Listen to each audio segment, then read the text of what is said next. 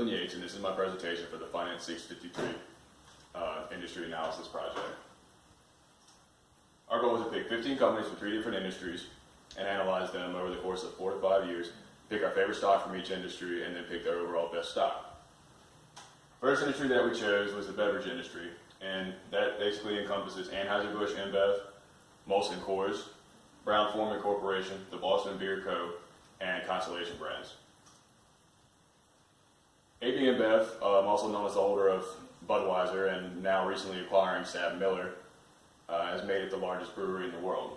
As we see here, they have low liquidity. You're actually going to see this very often with a lot of these businesses in this industry, is that the liquidity is fairly low. They have a lot of money tied up in fixed assets such as logistics and brewery equipment, so their liquidity is generally kind of weighted down by the massive amount of assets that they have. Their solvency, their leverage is okay. It's not overly high, it's not any cause for alarm. They can pay back their times interest, no problem. They do very good managing their inventory, but their asset efficiency is not very good. You're going to see that with other beverage makers in this industry also, that they can sell all the inventory that they have made, but they just don't do a very good job of actually utilizing their fixed assets that they have to turn profits. AB InBev is actually the most profitable, or long-term most profitable of the 5 companies that we have, because once AB InBev merged with Anheuser-Busch back in 2008, they acquired a massive market capitalization, and they now produce over half of the world's beer supply.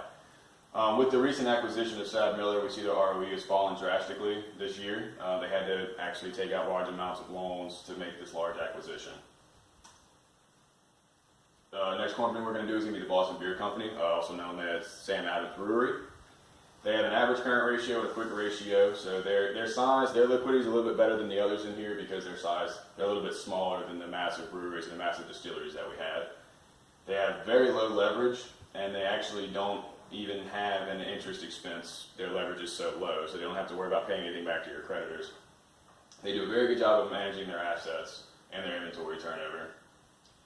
The market values, they have good future projection, but the enterprise value shows that they have the lowest share in the market. Once again, they're very small. I think in the United States, they're the 3rd or 4th smallest brewery in the United States. So they're not really producing a lot of beer, but they also don't have a lot of overhead, which is one of the reasons they do post good profits. They have positive profit margins, high ROE, and high ROAs. But due to the new craft beer movement, Sam Adams, as well as other big beer companies, are losing market share to craft beer. Brown-Forman is a distillery and beer brewer of many different alcohol beverages and industries. It has no liquidity issues. The long-term solvency, it remains low. They don't have a whole lot of, actually have very little leverage. They have no problem meeting their little bit of debt expense that they have.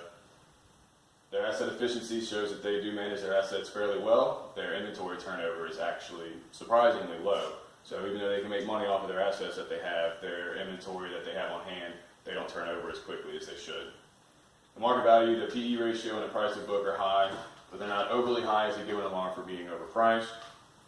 And profit margin, ROE, and ROA all show an overall increase for the past 5 years. The best thing about Brown-Forman that they have going is they're not actually losing any market share of the craft beer movement that's affecting many of the local big brewers and big beer industries that are coming in. And finally, we have Constellation Brands. They typically act as a contract brewery. They have contracts through other breweries, such as Corona or Heineken. They get their beers actually produced through Constellation and get distributed throughout the United States. They have low liquidity. They have low leverage that they can meet easily enough to pay their creditors. They have a low asset turnover and the lowest inventory turnover in the industry. They do not do a good job of managing their financial or inventory assets. So they have a high market value, they have a high enterprise value, but they're fairly small, which is impressive for a company of their size. They're actually the smallest company on this list. Profit margin, ROE, and ROA are all right at about average for this industry, so they fall at about a hard middle. There's nothing fantastic, nothing really alarming about them. And last is Molson Coors. Just like AB InBev, this is actually now their 2nd largest competitor. They have low liquidity, low financial leverage, but they are now kind of pursuing expansion, so they're kind of starting to take on more leverage. But the leverage that they're taking, they have no problems paying back their creditors that they do owe. Their assets, they have very high inventory turnover, low asset turnover, just like AB InBev. They have a moderate market value, a little bit lower than AB InBev, but higher than Constellation. And their PM, ROE, and ROA all have increased in 2016 due to the fact that their other main competitor, SABMiller, was acquired by AB InBev. So the best company out of this was Brown-Forman Corporation.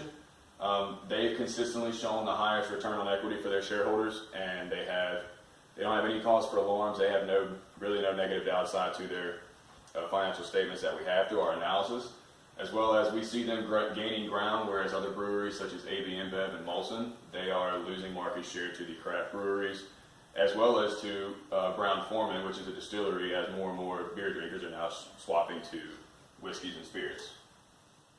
Second industry that we have is the casual dining industry, composed of Chipotle Mexican Grill, Panera Bread, Shake Shack, Starbucks Corporation, and Zoe's Kitchen Incorporated. First is Chipotle Mexican Grill. They're one of the most liquid firms that we have in this industry. They have no problem turning over their liquidity. Their leverage is kept very, very low. They've slightly increased it over the years, probably due to recent expansions they've had in infrastructure as well as the amount of stores that they have. Their asset turnover, they excel very well at their inventory and their asset turnover. They don't really have a lot of physical inventory. Their inventory really is the food that they put in their burritos, so they have no issue being able to turn that into profits very easily. They have a very high PE and a high growth, but the PE is so high that it could possibly mean, it's in this last year it's 303. It could possibly mean the stock's very overvalued at this point, especially with the recent scares that they've had in Listeria and other health-related issues. And finally, they have the highest profitability margin for the industry with continued growth, with the exception of 2016. So they do a very good job of providing profits, return on assets, and return on equity to their shareholders. Next up is Panera Bread. They have very low liquidity, and they've been declining as of recently. Their leverage has increased, and interest coverage ratio has decreased. So even though they're taking on more leverage, they're now not able to meet those leverage requirements that they need to pay back to their creditors as easily as they have been in the past. Their asset turnover, they do a very good job of managing their assets and turning over their inventory. Their market value is above average for a firm in this industry. It's not the lowest, it's not the highest, but it's about a good middle.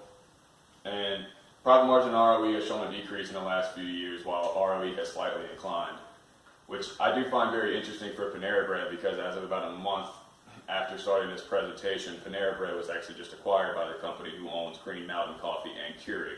They're now becoming a private closed entity corporation. Next up is Shake Shack, which they just recently IPO'd a couple of years ago. So their stuff, they had a very strong IPO, and since then they've kind of leveled out. They have slightly above average liquidity.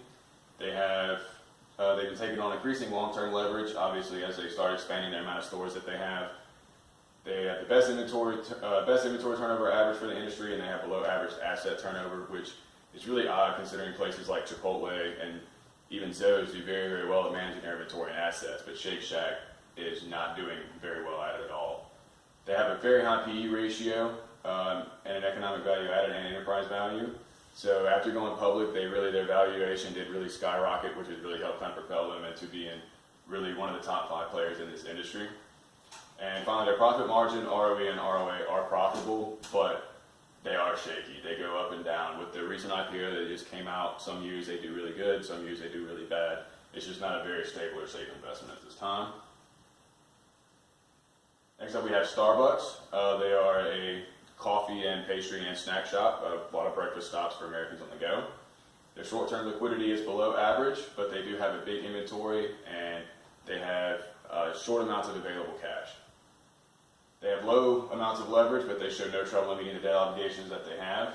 So the fact that they are able to operate with very low leverage and still post good profits, as well as expanding, is good news for Starbucks. The asset and industry turnovers are not as high as others in the industry, which is also kind of concerning considering their main product, which is coffee or pastries. They're not a significant portion of their industry. That's their main target, so they should be able to turn these over and get them out of the door quicker. So they're not doing a very good job of actually managing this. They have a high market value. Their enterprise value and EVA are the highest for an industry, and they're consistently growing Since this company, they've been growing consistently, quickly and steadily since the early 2000s, probably around 2005, 2006. And they're a top player in terms of profit margin, ROE, and ROA. So Starbucks is performing very well. They're a mature company in this industry, and they do a very good job of taking their assets that they have and returning a profit to their shareholders. The last one on this list is Zoe's Kitchen. They have very low liquidity. They have very low leverage. They're efficient in managing their inventory, but they do not show efficiently managing their assets. Very similar to how I just talked about Starbucks. They don't have a large amount of actual assets or inventory. Their inventory is their food, so they should be able to get their inventory turned around and out of the door much faster. They have extremely high PE that indicates overvaluation of the stock. The PE shot up in recent years, which could be a cause for alarm, considering the other profitability measures don't quite add up to show why the PE should be that high. They are also experiencing a negative economic value added. Profit margin, ROE, and ROA are all average. They're not overly high, they're not overly low. They're not really doing a very great job of managing shareholder wealth for this. Best company in the industry was Starbucks. As you see from the graph, they had the strongest consistent ROE. They had a big dip in 2013 for some of the recession, but then they came out strong, and they've had the consistently highest ROE of any of the people in the fast casual industry since. Last industry that we have is the healthcare industry. These encompass Universal Health Services, AdCare, LifePoint Health, Community Health Systems, and the Hospital Corporation of America.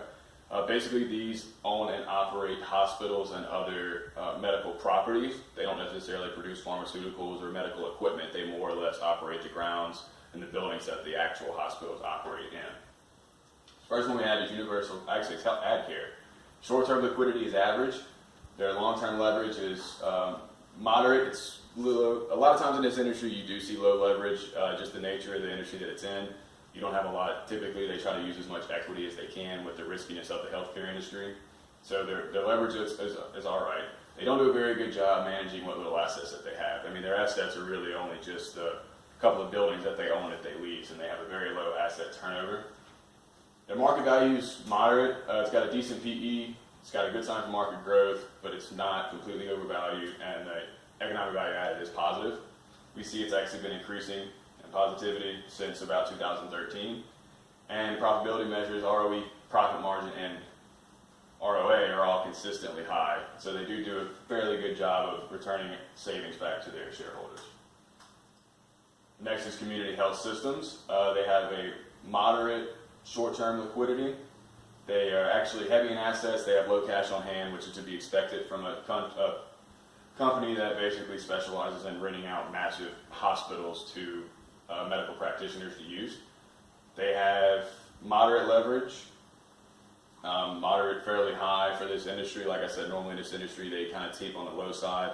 They're actually on the higher side, and they're actually beginning to struggle to pay back their debt, so that could be a cause for concern for Community Health Systems in the near future. They're increasing their leverage, and they're increasingly not able to pay back the debt that they owe to their creditors. The market value is moderate, but it does have also negative economic value added, consistently growing, and they're not currently profitable at all, with most of their measures of profitability being negative. This is definitely a company that's got some red flags showing, and they may end up being acquired by a larger player in the healthcare industry unless they're able to somehow fix their profitability issues and how to effectively turn their assets into cash flows. Third is the Hospital Corporation of America. They have their liquidity's a little bit better than the others in this industry, but still not very high. Their long-term leverage is actually very low. They are operating with almost zero leverage and have no problems paying back any of the creditors that they owe. Their market values are moderate PE ratio, and they have positive economic value added. So they're doing okay with their market value. They're a growing company, and the company is profitable despite their negative ROE. So even though their ROE has been kind of slightly declining, their ROA is increasing, which means they're using a better job of these inventories that they have and their properties. They're doing a lot better job of actually turning a profit and turning an asset on these. So this company actually has a fairly high enterprise value for this industry also. So they are performing fairly well. Next is LifePoint Health. Their short-term liquidity is probably the best in this industry, and they are utilizing low amounts of leverage, and the leverage that they do have, they can easily meet back with their expenses. so that's not a cause for concern. Their asset efficiency, they are not very good at managing the assets that they have, very similar to a lot of the companies in this industry. The PE is moderate. It's in a good range for moderate growth, but it's not consistently overvalued. However, the negative economic value added is puzzling each year. Now, granted, it is dwindling. It's a lower number every year, but considering everything else that they have is profitable, their economic value added is a moment of concern because it's consistently decreasing and getting lower. So that's something that they definitely need to adjust and try to work on in the future. And their profitability margins, their profit margins are positive, their ROE is positive, and their ROA is positive. They do a very good job of getting returns back to their shareholders through their assets and through their equity. And their last one is Universal Health Services. They have average liquidity, probably second best in the industry. They have moderate leverage, fairly low. They have no issues paying back what little leverage they do have to their creditors. Their asset turnover, they're just like the other companies in this industry, they're not good at managing the assets that they do have. They definitely need to do a better job of managing their properties and managing the systems that they do have in place. They have moderate PE, they have a decent sign for market growth, and the economic value is positive, but it has recently started to fall. This could have something to do with the increasing issue with their total asset turnover. And they are profitable. Their ROE, profit margin, and ROA are all consistently high and are producing good returns to their shareholders. So overall, besides the asset utilization problems that they're having, their company is performing fairly well. The best company in this one is going to be Universal Healthcare. We see that they've got the highest enterprise value and the highest market capitalization. So the top firms for each industry. For the beverage industry, we have AB InBev and Brown-Forman. For casual dining, we have Chipotle and Starbucks. And for healthcare, we have the Hospital Corporation of America and the Universal Health Services. So basically, we looked at each of the five. We picked our top two that we have for each company, the top two competitors. And our best firm that we chose overall was the Brown-Forman firm. Their profit margins are the highest of any others, of anybody else in this industry, as well as any other firm that we have in this portfolio. They have consistently high ROE and ROA. They've done very well managing the recession. They've done very well fighting back against the craft beer movement that has recently taken a lot of market shares from its competitors.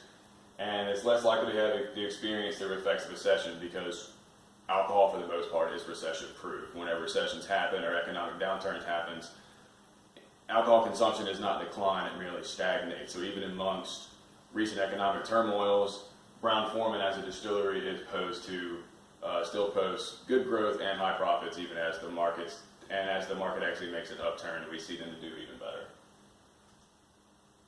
And that's my presentation. Thank you.